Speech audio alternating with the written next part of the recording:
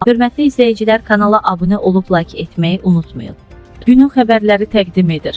Nazir Arxiyepiskop Natan Ovannesyanın və Qareginin keçmiş köməkçisi Ağan Yerincəkyanın internetdə yayılan səs yazısına istinadla sosial media hesabında bildirib. Kilsə xadimlərinin son söhbətləri iki şeyə dəlalət edir. Birinci, müxalifət xalq dəstəyi baxımından o qədər acınacaqlı vəziyyətdədir ki, katolikos vəzifəsini qəsb edən şəxs kilsə xadimlərini mitinqlərə adam gətirməyə məcbur edib və sayla bağlı onların qarşısına konkret rəqəmlər qoyub. İkinci, həmin şəxs Ktric Nersisyan kilsəni mafiya klanından oğru adətləri olan struktura çevirib və bunun sübutu günbəgün artır. Qeyd edək ki, internetdə 2023-cü ilin oktyabrında Arxiyepiskop Natan Ovannesyan və Qareginin keçmiş köməkçisi Ağan Yerincəkyana aid söhbətin səs yazısı yayılıb.